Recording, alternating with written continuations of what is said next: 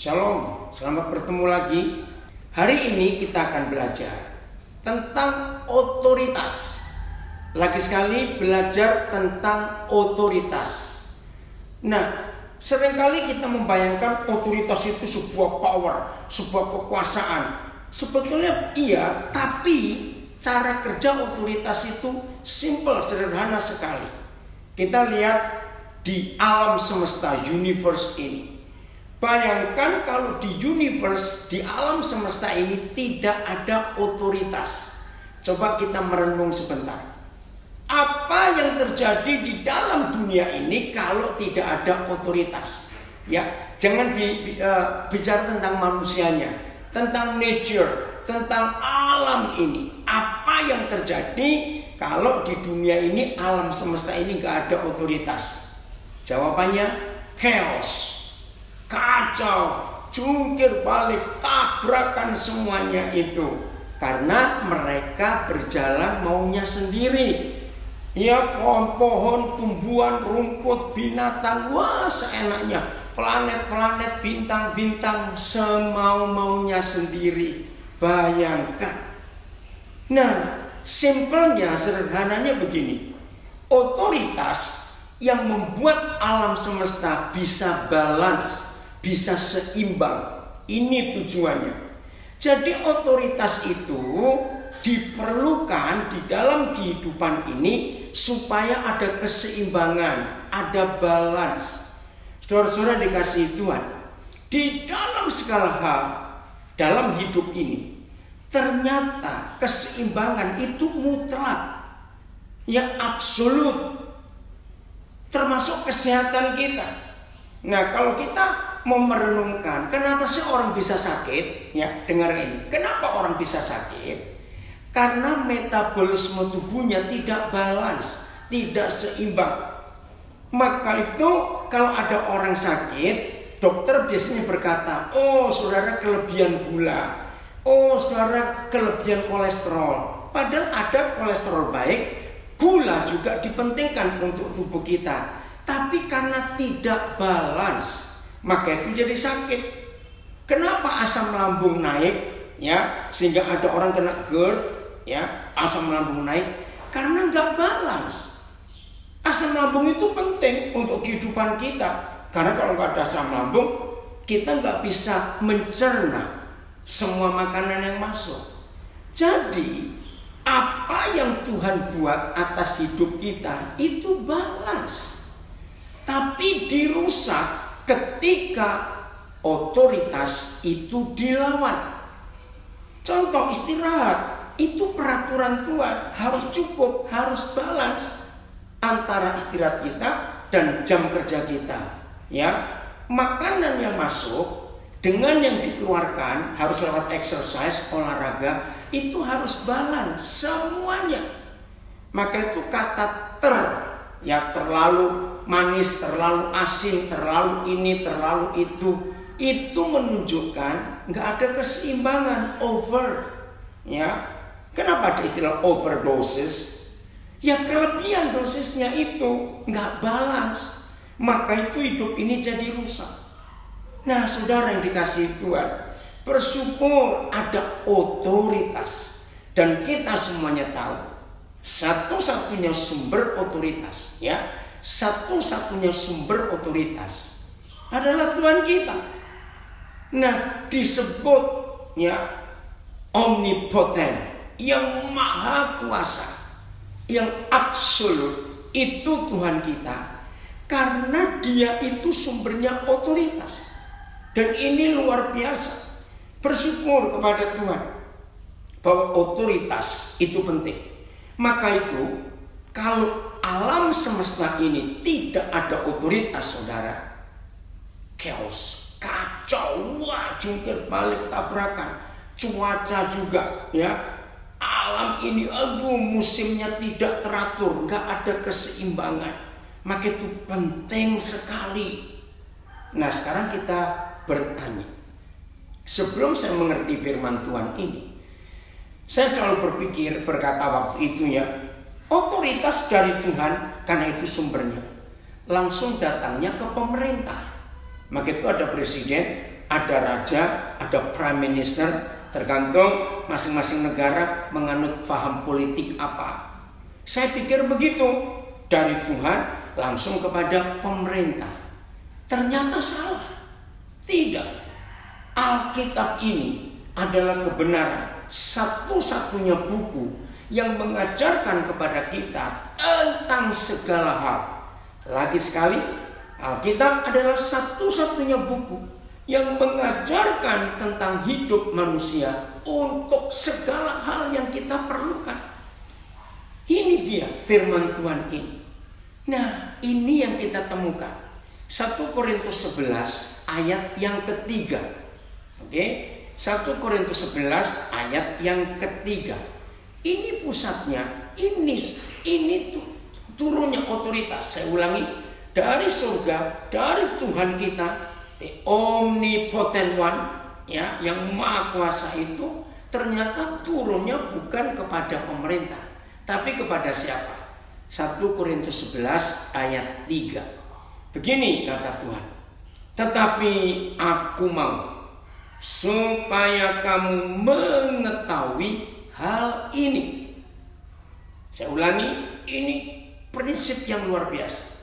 Tetapi ya, aku mau supaya kamu, supaya kita semua mengetahui hal ini. Hal apa yang harus kita ketahui? Dikatakan yaitu. Jadi ini penjelasan yang luar biasa. Yaitu, ya, apa? Kepala dari tiap-tiap suami. Perhatikan, kepala dari tiap-tiap suami. Jadi saya ganti kata laki-laki, memang ini tentang suami, ya. Kepala dari tiap-tiap suami ialah Kristus. Kepala dari istri ialah laki-laki. Kepala dari Kristus ialah Tuhan. Saudara, ini luar biasa. Kalau kita mau urut, ya, kalau kita mau urut susun yang rapi, justru kalimat terakhir itu ditempatkan yang nomor 1. Ya, karena Tuhan kita. Nah, dari Tuhan turun kepada Kristus. Nah, ini yang luar biasa. Bapak, terima kasih untuk kebenaran yang hebat ini. Maaf. Nah, setelah dari Kristus, turunnya ke siapa? Oh, ini dahsyat sekali. Turunnya kepada suami. Lagi sekali, saya mau susun secara berurutan. Karena di ayat 3 1 Korintus 11 ini bukan berarti salah, tapi kita melihat sebuah kebenaran, fakta yang luar biasa. Ya, izinkan saya susun secara urut dulu. Nomor 1 adalah Tuhan, the omnipotent one, yang maha kuasa. Dari Dia turun kepada Kristus. Nah, dari Kristus ini dia. Ternyata bukan kepada pemerintah, tetapi kepada suami. Luar biasa. Nah, sekarang saya akan kembali susunannya yang tertulis. Papa, tolong kami supaya mulai hari ini semua kami mengagumi prinsip surgawi yang luar biasa ini. Supaya ada otoritas di dunia ini.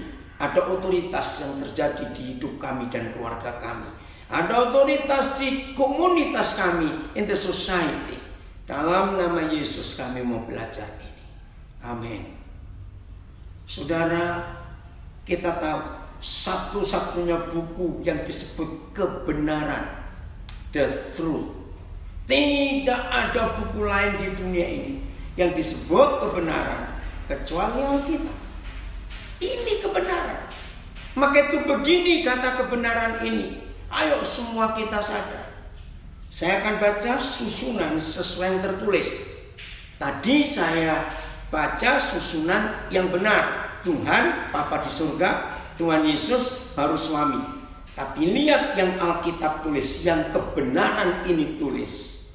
Tetapi aku mau supaya kamu mengetahui hal ini, yaitu kepala dari tiap-tiap suami ialah Kristus. Jemaat yang dikasihi Tuhan, mengapa Tuhan menempatkan suami di tempat nomor 1? Kepala dari tiap-tiap suami. Ini luar biasa. Jadi sebelum dunia ini mengenal Tuhan yang sumber dan pemegang otoritas tertinggi di seluruh alam semesta ini, langsung Tuhan memberitahu kita, suami. Tolong catat, suami. Ini ditulis nomor 1 dalam firman Tuhan ini. Maka itu saudara dikasih Tuhan, kita nggak boleh meremehkan hukum ini. Nah, sekarang saya tunjukkan fakta. Apalagi di Amerika, ngeri sekali. Mengapa sampai hari ini? Tolong perhatikan. Mengapa sampai hari ini setan selalu mengincar, selalu memusuhi, selalu berusaha untuk merusak suami? Maka itu yang paling sering kita dengar adalah generasi anak yatim. Itu dari bahasa Arab. Bahasa Inggrisnya the fatherless generation. Saudara, kenapa? Mengapa ada istilah di Amerika, ini tahun 90-an, tahun 80-an yang lalu, single parent. Nah, kata parents itu nggak boleh single, sebab parents itu pasti papa mama. Hanya kurang lebih 5 tahun Amerika memberi istilah single parent. Setelah itu sampai hari ini, mengapa istilah ini muncul, single mother? Orang tua tunggal, gak bisa. Orang tua itu harus papa mama. Jadi gak bisa orang tua tunggal. Itu sama dengan logikanya. Saudara punya uang $100, ya, 2000 lembar. Woi, kalikan berapa itu kalau dirupiahkan? Betul? Tapi 2000 lembar $100 yang saudara punya, itu gambarnya baru sebelah. Yang sebelah lagi tidak ada, belum dicetak. Bisa berkata, saudara punya uang sekian puluh ribu dolar? Nggak bisa, karena gambar sebelahnya tidak ada. Nah, saudara-saudara perhatikan, rusaknya komunitas. Tolong catat, rusaknya komunitas karena dipenuhi yang ada di komunitas itu adalah anak-anak yatim, adalah anak-anak atau orang-orang yang fatherless. Maka itu akhirnya muncul the fatherless generation, generasi anak tanpa ayah, the fatherless community, komunitas yang tanpa ayah. Dan itu terjadi, maaf saya harus ngomong, semuanya harus pasti tahu, hampir 100% anak-anak yang tanpa ayah, hampir 100% anak-anak yang tanpa ayah pasti merusak. Pertama, dia merusak dirinya sendiri karena dia nggak punya otoritas dalam hidupnya. Maka itu lihat, setelah dia berhasil merusak dirinya sendiri, maka dia keluar dari rumah, ketemu dengan generasi yang sama dengan dia, yaitu generasi-generasi tanpa ayah. Terbentuklah sebuah geng, sebuah kelompok, sebuah komunitas yang tanpa ayah. Dan rata-rata komunitas tanpa ayah ini rusak, menyakiti diri sendiri. Ingat dalam istilah bahasa Inggris, hurt people hurting people. Orang yang jiwanya sakit itu seringkali menyakiti orang lain. Dan itu terjadi. Maka itu semua pelaku kriminal di dunia ini, tolong catat, pasti anak-anak yang tanpa ayah. Saudara, betapa ngeri iblis berhasil merusak komunitas dengan merusak para ayah. Maka itu young people, anak-anak muda, pria, dengarkan ini. Iblis benci dengan fungsi kita. Dan apa yang terjadi akhir-akhir ini? Maaf, pria-pria dirusak oleh iblis dengan identitasnya.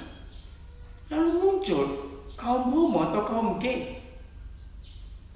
Itu usaha iblis untuk merusak. Maka itu gereja, kita nggak boleh main-main.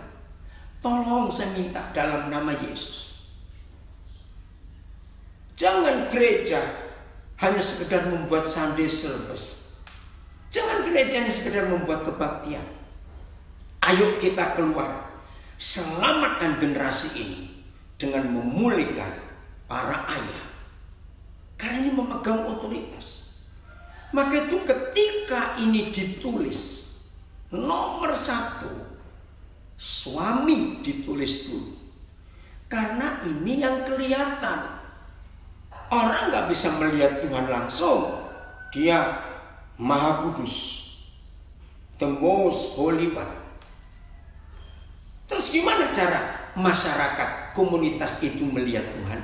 Nah ini, melihat para suami dan para ayah. Karena suami dan ayah adalah satu-satunya manusia di dunia ini, kalau saya berkata, yang menerima pelimpahan, menerima pendelegasian, menerima mandat, ordain, ya, menerima mandat untuk melakukan, menggunakan, menyatakan otoritas itu. Ingat tadi kita sudah belajar di awal, kalau nggak ada otoritas, chaos, kacau, dan sudah terjadi.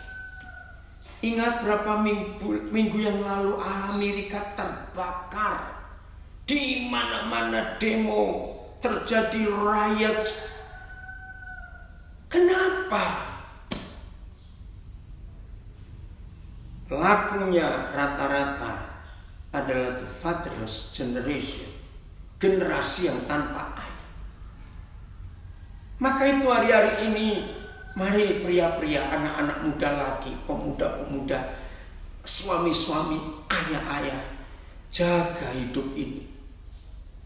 Artinya begini, ada maaf ya maaf, istri-istri dirusak ada. Tapi mayoritas yang dirusak oleh iblis itu suami, bukan istri. Nah hari ini kita ketemu jawabannya. Mengapa iblis mengincar suami? Ini jawabannya. Karena suami itu pemegang otoritas. Begitu pemegang otoritas dirusak, semuanya jadi rusak. Saudara perhatikan, di sini kita bersyukur kepada Tuhan. Mengapa institusi yang dibentuk pertama kali oleh Tuhan kita dalam Kejadian 1, the first institution, lembaga pertama yang dibentuk oleh Papa kita itu keluarga, pernikahan. Betul? Tuhan gak membentuk negara, gak membentuk lembaga keuangan, tidak membentuk lembaga-lembaga yang lain, tidak. Tapi keluarga dibentuk dulu. Kenapa? Karena ini yang megang otoritas. Nah, karena lembaga pertama institusi pertama yang dibentuk oleh Tuhan adalah keluarga. Oh, mengerikan, saudara, mengerikan. Maka yang dimusuhi oleh iblis bukan negara, bukan gereja, bukan lembaga-lembaga keuangan, bukan lembaga-lembaga kesehatan, lembaga militer, polisi, tentara, bukan. Yang dimusuhi nomor satu oleh iblis adalah lembaga keluarga. Karena setan tahu di dalam keluarga itu ada otoritas Tuhan. Maka itu saya sedang mengajar kepada banyak orang. Segala sesuatu, apa saja, hidup ini berhasil atau gagal, hidup ini bakal sehat atau sakit-sakitan, hidup ini akan jadi jenius atau bodoh, maaf, hidup ini jadi baik atau rusak, apa saja yang terjadi dalam hidup kita manusia, tolong catat, selalu dimulai di rumah. Bukan di mall, bukan di airport, di bandara, bukan, di rumah. Segala sesuatu itu dimulai di rumah, bukan di sekolah, bukan di mana-mana, bukan di cafe shop, maaf, di rumah. Semua itu mulai di rumah. Kenapa Tuhan menyatakan ini? Karena di rumah, di dalam keluarga itu ada otoritas yang Tuhan berikan kepada setiap suami. Tapi setan merusak. Maka itu saudara-saudara, hari ini kalau Tuhan mengajar kita tentang otoritas ini, ayo kita mulai serius melakukan. Nah, dari suami ya itu kepada istri. Nah, jadi begini mulainya. Papa di surga, Kristus suami, maka suami jadi papa. Nah, papa dengan anak-anak dan keluarganya, kalau di rumah otoritasnya benar, luar biasa. Tolong ya, nanti saudara cari di internet, di Google, ya sebuah tulisan yang sangat bagus dan dunia mengakui. Judulnya Children Learn What They Live. Ya, anak-anak itu belajar dari kehidupan orang tuanya. Nah, cari di Google Dorothy Law Nolte. Ya, Dorothy D-O-R-O-T-H-Y Nolte N-O-L-T-E. Saudara cari, ini orang Amerika. Dia sangat kenal Alkitab.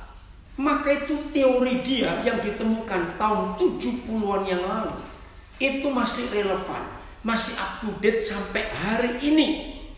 Tolong cari ya, Dorothy Nolte. Ya, tengahnya ada Law, itu nama suaminya. Oke, Dorothy Nolte. Children learn what they live. Anak-anak belajar dari hidup orang tuanya. Itu indah sekali. Saya sebagai seorang hamba Tuhan, sebagai seorang pendidik, karena saya juga buat pelayanan pendidikan, maka saya selalu memakai teori itu, dan dunia tidak bisa membantah bahwa itu the truth, itu fakta, itu kebenaran. Bagaimana peranan papa mama, disitulah anak-anak, dan bagaimana papa mama ini benar atau salah, anak-anak akan jadi benar atau salah tergantung papa mama di rumah. Maka itu saya ulangi lagi, kenapa iblis membenci keluarga? Karena ada otoritas yang ingin dihancurkan oleh iblis. Maka itu ini kita nggak bisa main-main dalam hidup ini, saudara. Betapa pentingnya. Nah, sekarang kita lihat suami, bagaimana cara kita tetap memegang mandat ini, otoritas ini? Cuma satu. Oh, terima kasih Bapak. Enggak ada syarat yang lain. Para suami, para ayah, dengarkan. Karena kita punya kepala, walaupun kita ini juga kepala, kan suami dan ayah itu kepala istrinya dan pemegang otoritas untuk anak-anaknya. Tapi kita punya kepala. Siapa kepala kita? Kristus Yesus. Nah, para suami, para ayah, adik-adik, anak-anakku, pemuda-pemuda yang belum menikah, dengarkan ini. Otoritas akan engkau dapatkan ketika engkau disahkan oleh Tuhan menjadi seorang suami. Kapan itu terjadi? Ya, kapan itu terjadi? Waktu kamu menikah. Ayo kita melihat fakta di dunia ini. Di negara mana saja, sebelum seorang pejabat negara, dari presiden, perdana menteri, sampai ke semua aparat, menteri-menteri, semua. Di Amerika setiap state ada gubernurnya. Nah, semua mereka sebelum mengambil tempat posisi di pemerintahan, itu kan ada namanya ordination, ya. Ada namanya pelantikan. Itu keren sekali. Nah, dalam setiap pelantikan pasti ada dua hal yang harus. Satu, mengucapkan sumpah, ya, vow, ya, untuk mengesahkan. Dan yang kedua, harus ada saksi. Nah, lalu kalau di Amerika, karena negara Kristen, pasti pakai Alkitab. Ada hukum, ada otoritas yang tertinggi yang tertulis, itu firman Tuhan. Bahkan di negara-negara lain beragama apa saja, maka kitab suci mereka harus menjadi buku. Karena itu otoritas buat masing-masing agama, yaitu firman Tuhan. Nah, begitu selesai mengucapkan janjinya, sumpahnya, baru terima pelantikan, lalu saksi menandatangani. Nah, saya cari di Alkitab kapan pelantikan itu terjadi. Saudara, ternyata ada.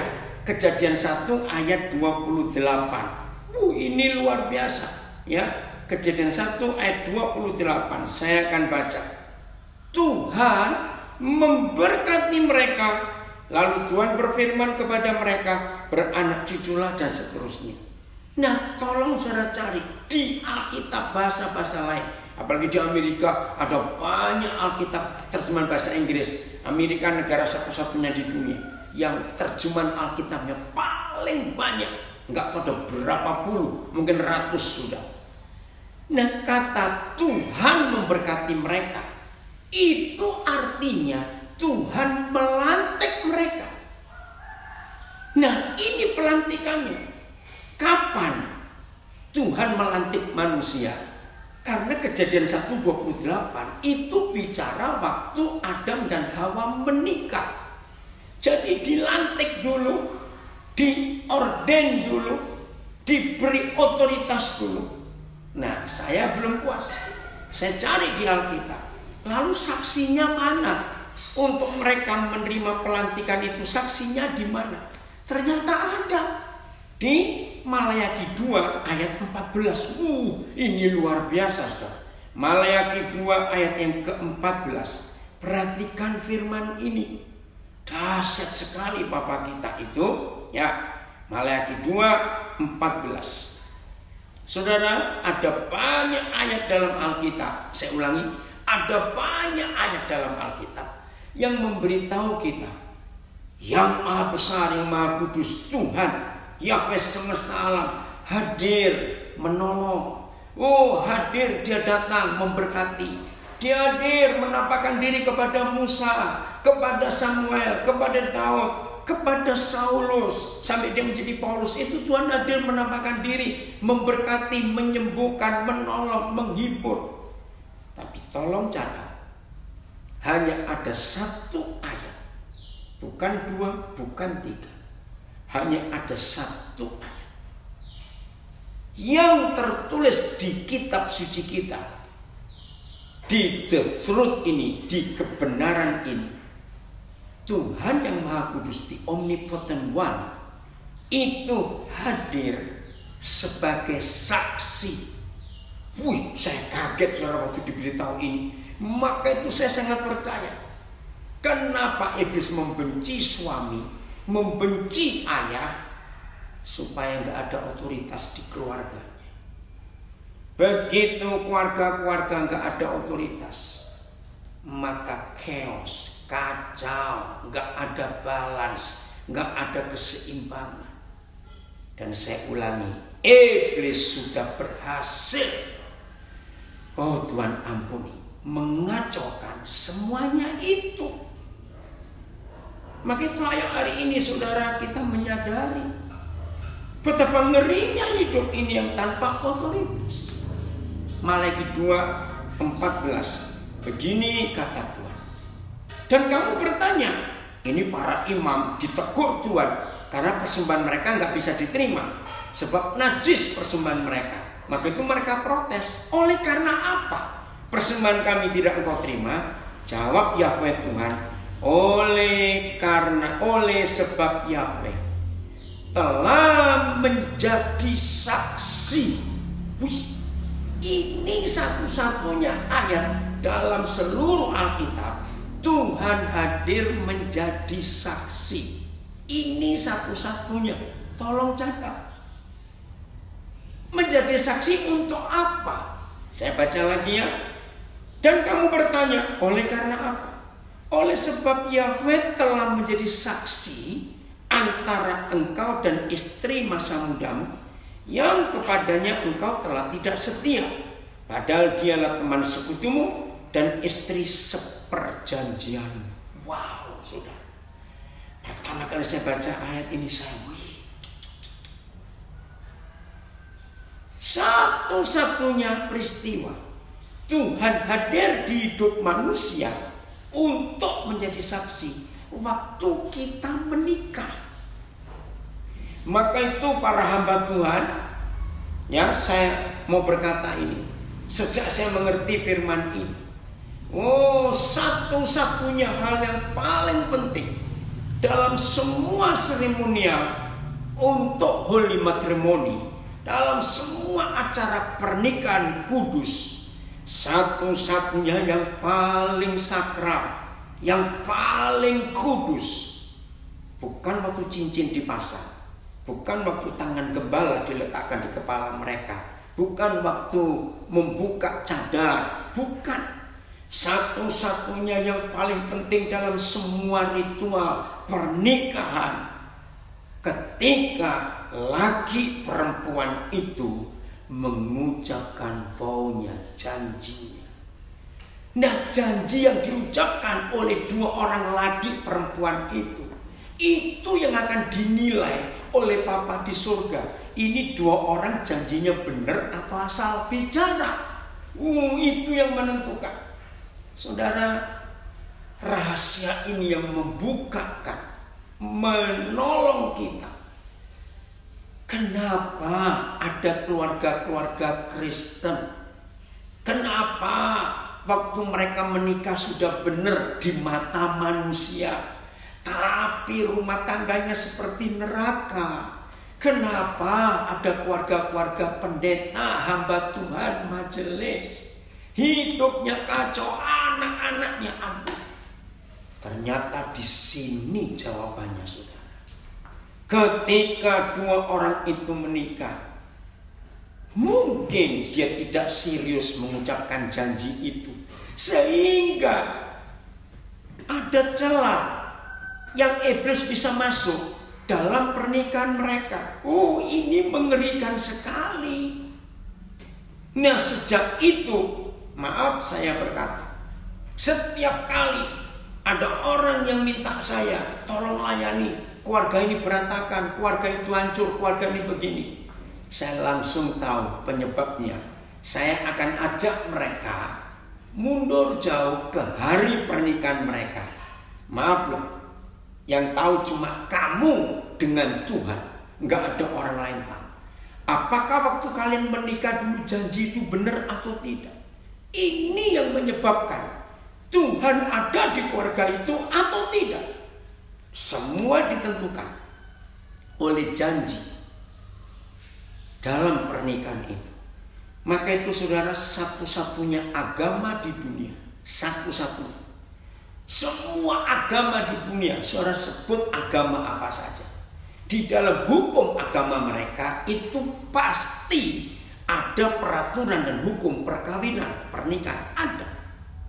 Tapi hanya kekristenan yang ada kata peneguhan, pemberkatan nikah kudus, holy matrimony, holy, kudus. Kenapa yang lain tidak ada kata kudus atau holy? Ya ini jawabannya.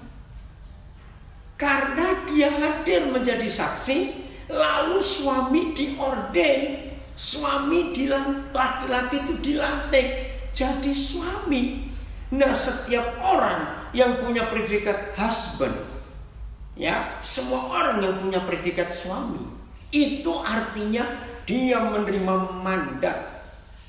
Maka itu Yesus Tuhan, Yahweh Tuhan hadir menjadi saksi untuk mengesahkan mandat itu, otoritas itu. Saudara bayangkan, negara-negara di dunia, ya perhatikan, negara-negara di dunia yang pemerintahnya nggak punya otoritas. Kenapa pemerintah ada yang nggak punya otoritas? Karena tidak tunduk kepada institusi, ya, atau undang-undang negara itu. Maka itu pemerintahan yang korup, pemerintah yang perampok uang rakyat, negaranya pasti kacau. Kenapa? Karena nggak ada otoritas. Loh, kenapa nggak ada otoritas? Karena pemerintahnya melanggar institusinya, melanggar undang-undang negara itu.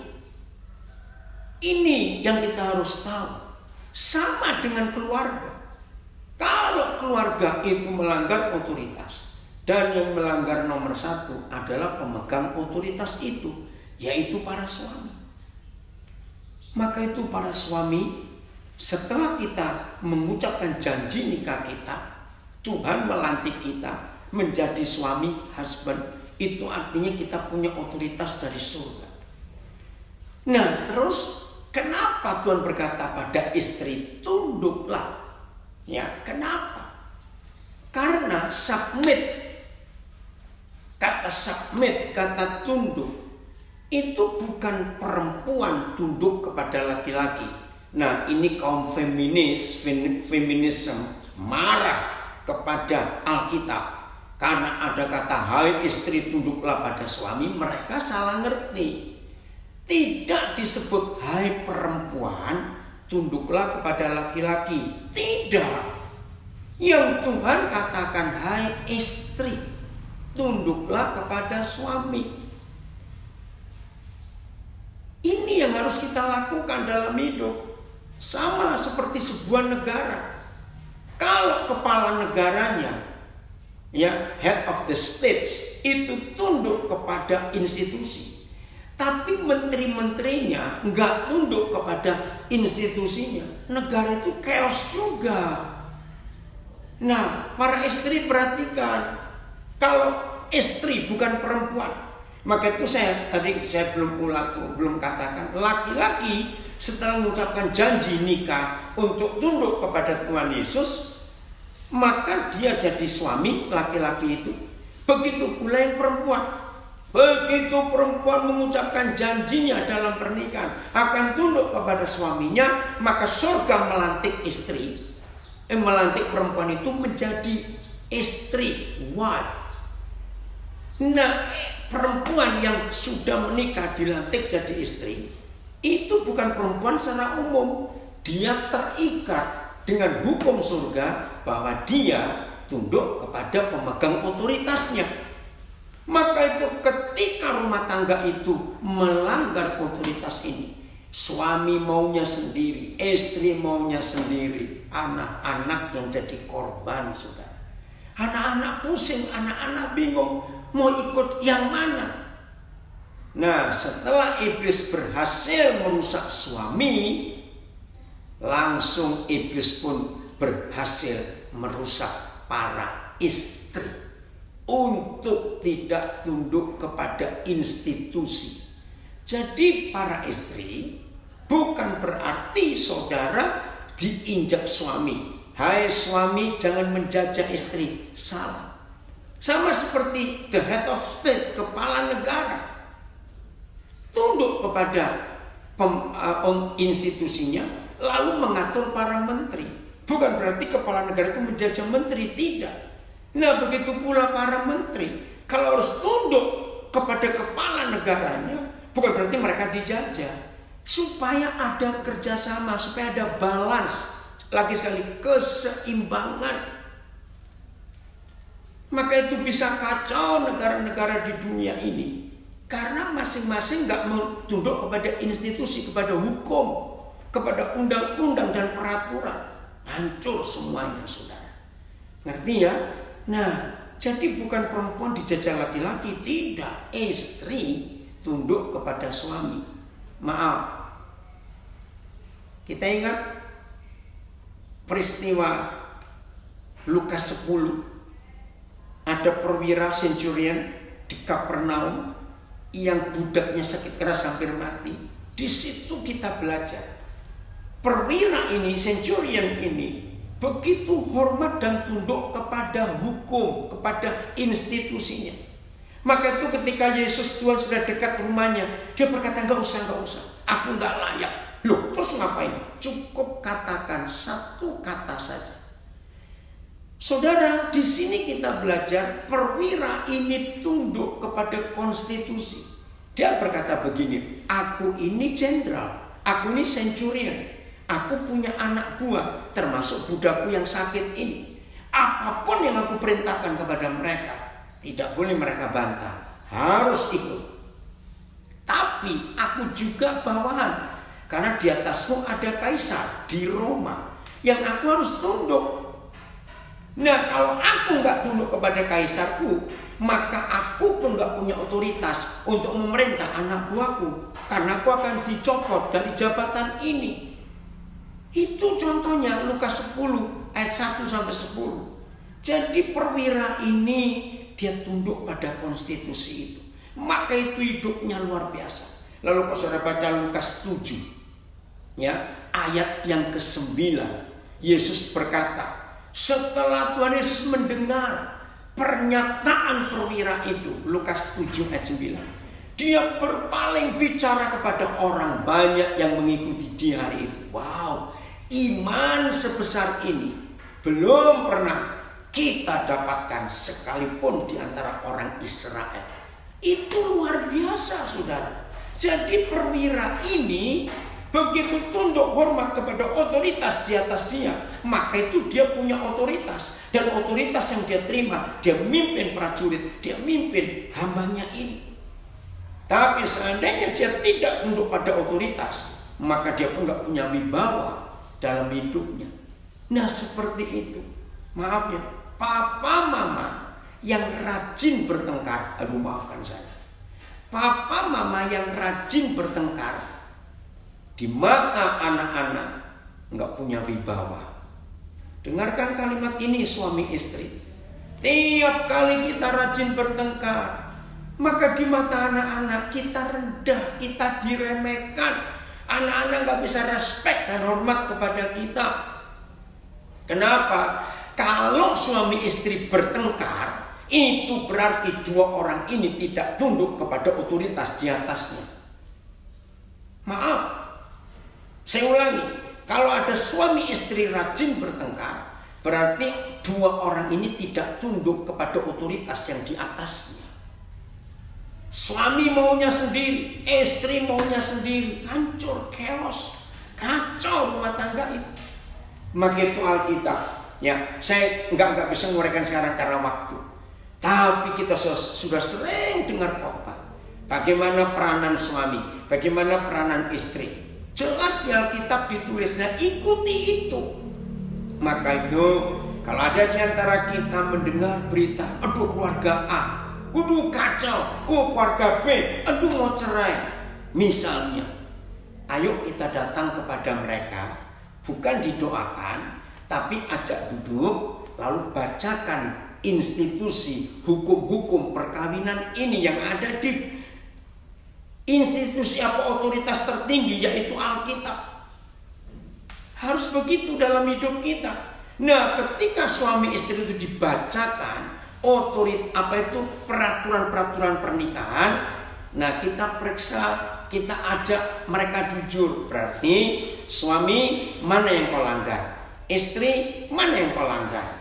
Nah, maka itu kalau mereka sudah mendengar peraturan surgawi tentang peranan suami, peranan istri, dan mereka tahu, oh iya, aku salah di bagian ini suaminya misalnya, lalu istrinya, iya aku salah di bagian ini. Ayo berdoa, minta ampun, akui dan bertobatlah. Begitu suami istri kembali menghormati institusi ini, hukum ini, otoritas ini, saudara, betul-betul setan pergi dari keluarga itu. Karena setan tahu ada otoritas di rumah ini. Ini luar biasa. Nah, saudara, semua kita tahu bukan? Keluaran pasal 17, ya, saya beri contoh saja. Nah, enggak usah dibacakan, tapi semuanya kita tahu. Keluaran pasal 17, ya. Suatu hari ada peristiwa Israel diserang oleh orang-orang Amalek, ya. Apa yang terjadi? Lalu Musa berdoa, naik ke bukit, masih ingat ya? Nah, Keluaran 17 ayat 8 mulai sampai ayat yang ke-16, ya. Judulnya kemenangan orang Israel melawan orang Amalek. Masih kan enggak kisahnya ini? Kapan mereka menang? Kapan mereka kalah? Mereka menang kalau tangan Musa terangkat, ya, ke surga. Nah, Musa sudah tua, dia capek, kaget. Ketika tangan Musa turun, Israel kalah. Unik sekali, tidak. Nah, peristiwa Keluaran ini dijelaskan di 1 Timotius 2 ayat 8. Saya mau baca untuk saudara, ya. 1 Timotius 2 ayat yang ke-8. Ini luar biasa. Ya, dengarkan. 1 Timotius 2 ayat 8. Ini pemegang otoritas. Begini kata Tuhan. Oleh karena itu, aku ingin supaya di mana-mana. Jadi kalau Paulus ingin, Tuhan itu yang ingin. Cuma Tuhan sampaikan kepada Paulus sehingga dia bicara. Oleh karena itu, aku ingin supaya di mana-mana orang laki-laki berdoa dengan menadahkan tangan yang suci, tanpa marah dan tanpa perselisihan. Ini luar biasa. Nah, saudara, untuk bisa menjelaskan 1 Timotius 2 ayat 8, tidak ada contoh lain di Alkitab kecuali Keluaran 17 tadi. Setiap kali Musa mengangkat tangannya ke surga, Israel itu menang. Tapi kalau Musa capek turun tangan, Israel kalah. Suami, dengar. Oh, terima kasih Bapak, terima kasih. Saya punya konsep ini sejak saya mengerti firman ini. Kalau ada anak-anak sakit di keluarga kita, sebelum dibawa ke dokter, sebelum kita beri obat, dengar ya para suami istri, kalau ada anak-anak sakit dalam keluarga kita, sebelum dibawa ke dokter, sebelum diberi obat, rendahkan hati suami istri.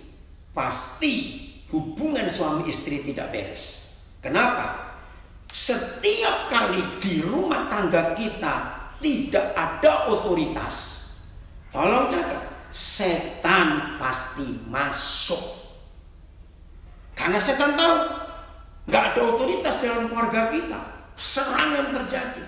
Nah, setiap kali iblis menyerang keluarga, dengar, setiap kali iblis menyerang keluarga, setelah mereka tahu di keluarga itu nggak ada otoritas, yang diserang nomor 1 adalah anak-anak.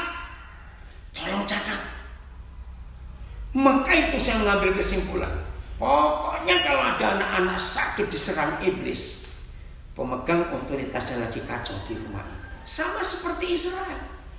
Kalau Musa pemegang otoritas, Musa pemimpinnya, Musa itu the head of state-nya. tidak benar hidupnya. Mengangkat tangan silakan. Suami-suami ingat, menurut hukum Musa, laki-laki yang berdoa sambil menadakan tangan itu pangkatnya imam, priest. Nah, iblis paling takut dengan imam yang punya otoritas. Ini luar biasa. Nah, begitu pemegang otoritas dikalahkan, dihancurkan, otomatis rumah tangga itu, keluarga itu nggak ada benteng yang melindungi. Masuklah musuh, menyerang.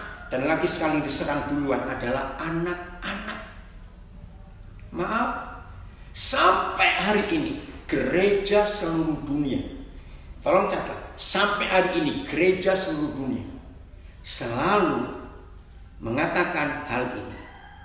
Pendoa itu perempuan, pendoa itu istri. Salah. Maka itu gereja-gereja yang punya tradisi kebaktian doa, entah hari apa terserah. Kenapa rata-rata yang datang itu para istri atau perempuan? Ternyata itu salah. Menurut firman Tuhan ini yang berdoa itu laki-laki, suami. Dengar itu. Maka itu gembala-gembala saya pesan ya, kalau ada kebaktian doa yang dibuat di sebuah gereja, yang datang perempuan, bacakan ayat ini, suruh mereka pulang, panggil suaminya. Serius. Dan suami ini syaratnya berdoa menadakan tangan, karena kita imam. Tapi nggak sekedar mengangkat tangan.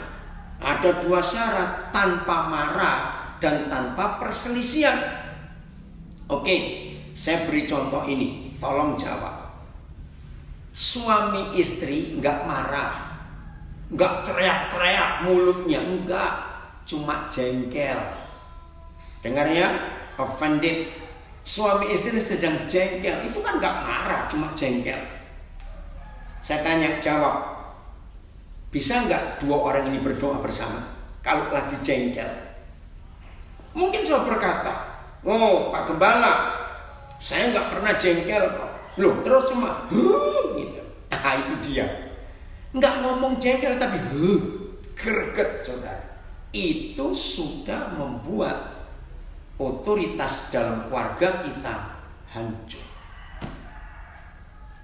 Maka itu para suami, tergantung istri kita. Dengar, kalau suami dipesan berdoa dengan menadakan tangan, tanpa marah dan tanpa berselisih. Nah, biasanya marah berselisih dengan siapa? Ya, yang paling dekat ini toh, maaf.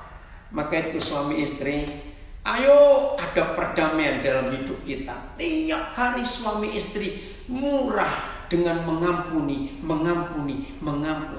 Wow, kalau tiap hari suami istri penuh dengan pengampunan, maka otoritas dari surga tetap ada. Ayo mulai hari ini setiap pribadi kita, dengar, mulai hari ini setiap pribadi kita serius memegang, menjaga, memelihara otoritas ini supaya setan tidak masuk ke keluarga kita. Maka itu dalam Matius 18 ayat 19 dan 20 jelas Tuhan Yesus berkata, renungkan ini, apabila dua orang daripadamu di dunia ini sepakat, in harmony, in one accord, setuju, sepakat, ya, ikatan suami istri, berdoa, minta apapun juga, maka permintaan mereka dikabulkan. Wih, itu janji yang luar biasa. Dalam seluruh Alkitab saya paling kagum pada ayat ini, minta apapun juga. Kalau suami istri sepakat, kompak, in one accord, maka doa mereka itu doa yang berkuasa. Tuhan menjawab. Ayat 20 Matius 18. Sebab di mana ada dua orang yang sepakat, lalu kumpul dengan orang-orang ketiga. Siapa orang-orang ketiga? Anak-anak. Dan suami istri, papa mama bersama anak-anak berkumpul di dalam nama Tuhan Yesus. Catat ayatnya. Maka the King of Kings, the Lord of Lords, rajanya raja-raja dan Tuhannya tuan-tuan ada di tengah-tengah keluarga itu. Ini luar biasa. Nah, ini dia. Apa yang terjadi dengan setiap keluarga yang menghormati otoritas, Yesus Tuhan di tengah-tengah keluarga itu, dengarkan, enggak ada satupun setan, si jahat, the evil one, yang bisa masuk ke keluarga itu. Karena di tengah-tengah keluarganya ada rajanya raja-raja, Tuhannya Tuhan-Tuhan. Wah, luar biasa. Maka itu saudara-saudara, Jemaat Indonesian Evangelical Christian Church di California, hiduplah dengan taat dan pegang otoritas ini. Hormati otoritas kita. Suami tunduk kepada Kristus, maka istri melihat suami punya wibawa. Istri tunduk kepada yang punya otoritas. Ketika suami istri melakukan ini, anak-anak aman di rumah. Setan gak bisa masuk dalam keluarga itu. Betapa indahnya kalau semua keluarga di dunia hidup dalam kebenaran otoritas ini. Balance, kekacauan, chaos pergi semuanya. Sampaikan kebenaran ini kepada sebanyak-banyaknya orang, supaya anak-anak terlindung. Sehingga gak ada lagi the fatherless generation, gak ada lagi generasi tanpa ayah, tidak ada lagi single parent atau single mother, gak ada. Tuhan hadir. Maka itu gereja, tolong kalau ada janda-janda di jemaat kita, maka kita gembala majelis menjadi ayah untuk anak-anak itu. Dan ingat para janda, gak usah kecil hati. Dalam kitab Mazmur dikatakan, siapa Tuhan di tempat yang kudus? Pelindung bagi para janda, artinya suami bagi para janda, dan bapak anak-anak yang fatherless. Itu yang tercatat. Saya akan bacakan ayat itu sebagai ayat yang terakhir. Kitab Mazmur pasal, bentar ya, tiba-tiba saya terpikir ini, Mazmur 68 ayat 6. Saya nggak tahu dalam bahasa Inggrisnya. Ya, papa bagi anak yatim, father for the fatherless, dan pelindung, Mazmur 68 ayat 6, dan pelindung bagi para janda, suami bagi para janda. Siapa dia? Baca. Itulah Tuhan di kediamannya yang kudus. Tuhan itu ayat 7 memberi tempat tinggal kepada orang-orang sebatang kara. Ia mengeluarkan orang-orang tahanan sehingga mereka bahagia. Tetapi pemberontak-pemberontak tinggal di tanah yang gundul, tanah yang tandus. Jangan kita berontak kepada otoritas. Tuhan Yesus memberkati semua saudara. Ayo kita jadi pelaku firman Tuhan.